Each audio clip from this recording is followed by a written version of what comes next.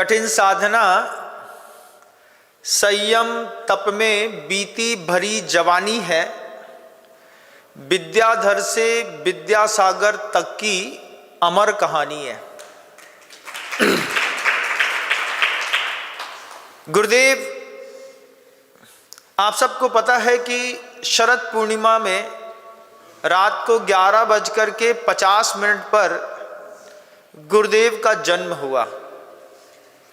दिन के 12 बजे का जितना सूर्य दमकता है, इतना ही रात को 12 बजे चंद्रमा दमकता है। जब गुरुदेव का जन्म हुआ उस समय शरद पूर्णिमा का जो चंद्रमा है वो पूरा का पूरा अद्वितीय रूप से चमक रहा था। उसकी शीतल किरणें औषधि गुण को प्रस्फुटित करती हैं, बढ़ाती हैं। ये बात आप भी बहुत अच्छे से जानते होंगे। संयोग कैसा अद्भुत है कि गुरुदेव श्री समय सागर जी महाराज श्री जी का जन्म भी शरद पूर्णिमा के दिन ही हुआ। ये अनायास ही कोई मिलने वाले संयोग नहीं होते।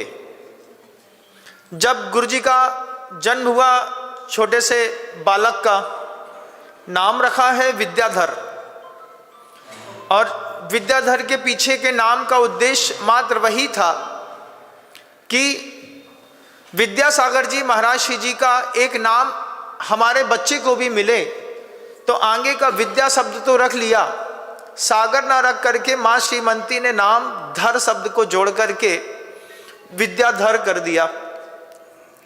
विद्याधर विजयाद पर्वत की श्रेणियों पर रहते हैं। विद्याओं का उनका नियोग रहता है। कुछ उनको जन्म से मिलती हैं, कुछ साधना को प्राप्त करके और अभूतपूर्व वैभव के साथ अपना जीवन जीते हैं। वो बड़े हो रहे थे।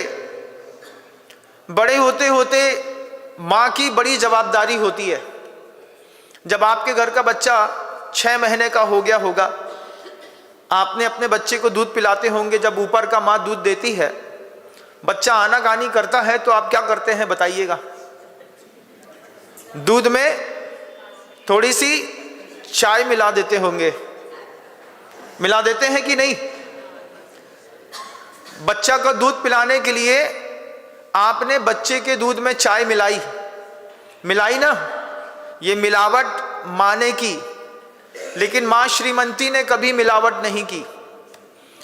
इतिहासकार बताते हैं कि विद्याधर बचपन से फीका दूध पीते थे। मां श्रीमती ने उनको मीठे की आदत बचपन में दूध में नहीं डाली। वहां पर एक छोटी सी चीज बनती है, कालपी। गुड़ की चाशनी बनाते होते हैं, उसमें चाशनी का रूप होता है। कभी कभार वो चाशनी की 2-4 बूंदें डाल दी तो डाल दी, नहीं तो सूखी दूध पिला करके ही मां श्रीमती ने बालक विद्याधर को बड़ा करना शुरू किया। आचार्य श्री जी कहते थे, जीवन में कभी अभक्ष्य नहीं खाया। और हमारे यहाँ पैदा होते साथ ही बच्चे को संतरे की गोली दे दो, डेयरी मिल्क की चॉकलेट दे दो, चिप्स दे दो। फर्क पड़ता है ना, परवरिश का फर्क पड़ता है। माँ बालक की पहली गुरु होती है, जैसा वो सिखाएगी। मोबाइल दे दो, जैसा वो सिखाएगी बच्चा बिल्कुल वैसा ही बनता है।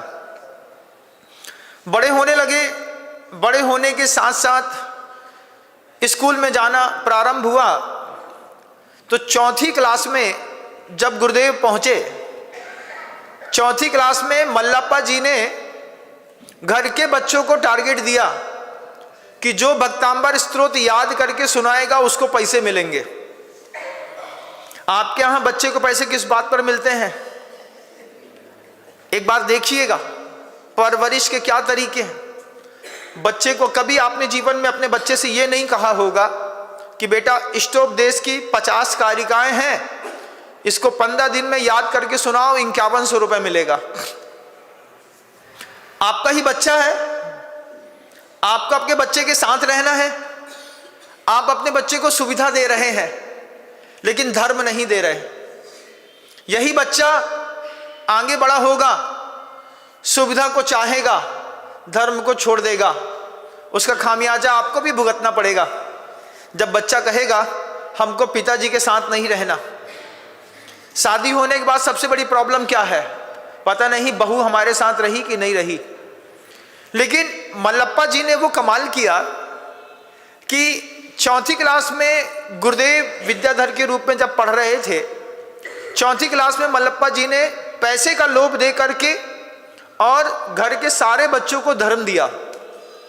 महावीर को दिया, गुरुदेव को दिया, कहा दोनों लोग भक्तामृत स्तोत्र याद करके सुनाओ, एक एक चांदी की गिन्नी दोनों को मिलेगी।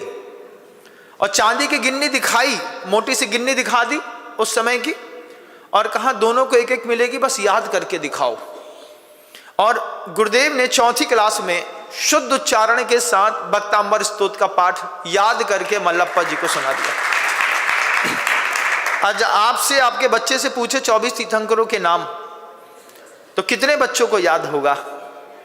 आप देखिएगा कि कैसे शुरुआती दौर से एक असामान्य परवरिश माँ और पिता मिलकर के अपने बच्चे को देते हैं।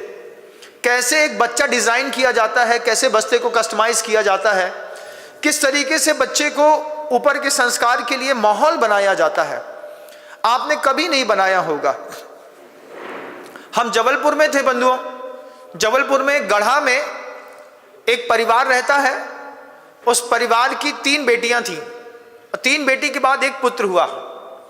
उसकी माँ रोटी खिलाने से पहले एक गाथा उसको रोज याद कराती थी, रोज एक गाथा। पहले रोटी तब मिलेगी जब आप एक गाथा याद कर चुके होंगे। और छोटी सी उम्र में मुझे याद है, बच्चे भी 5वीं 6वीं पढ़ते थे, बच्चों को तत्वार सूत्र याद हो गया, समाधि तंत्र याद हो गया, इष्टोपदेश याद हो गया, पंचास्तिका याद हो गया, समय सार याद हो गया। छोटी सी उम्र है, बच्चे घर के अंदर घूम रहे हैं। घूमते हुए बच्चे आपके घर के अंदर मोबाइल खेल रहे हैं, या फिर बच्चे टीवी देख रहे हैं, या फिर बच्चे क्रिकेट खेल रहे हैं। छोटा सा माइंड ब्लोइंग गेम आप भी दे सकते हैं बच्चे को कि याद करके दिखाओ, 2100 रुपये मिलेगा। 2100 रुपये दिखा करके बच्चे को बता दिया कि इष्टोपदेश की 50 कारिका याद कराओ। मुश्किल से 30-35 हज़ार रुपये आपके घर में ही रहेंगे, एक अलमारी से निकलेंगे, दूसरी अलमारी में रख जाएंगे। इतने में कमाल क्या होगा कि आप अपने बच्चे को पूरी भी धार्मिक सिद्धांतों से लबालब भर सकते हैं।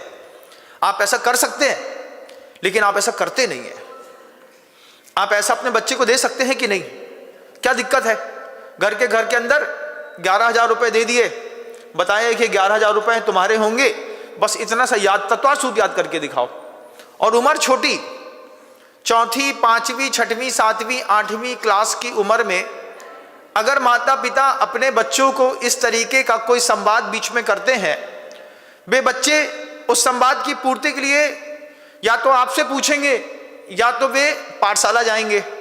पाठशाला में बहनों को टारगेट दे दीजिए, शिक्षिकाओं को टारगेट दे दीजिए कि 4वीं क्लास के बच्चों को आपको भक्तामृत स्तोत्र याद कराना है।